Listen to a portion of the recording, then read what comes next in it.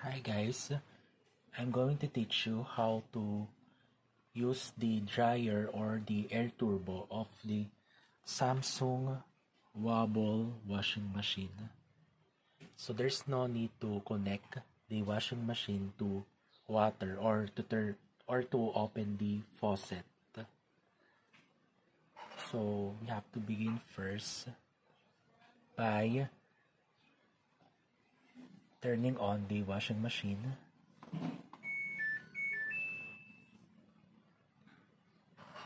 And then we must hold the spin time for 3 seconds.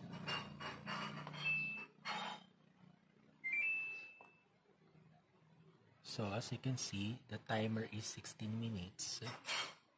And then we have to click the air turbo of this one to use the dryer of this washing machine. So here, I'm going to set it for 15 minutes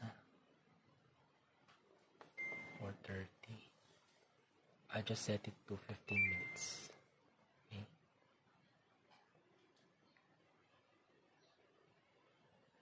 And then let's start. Let's click the start button.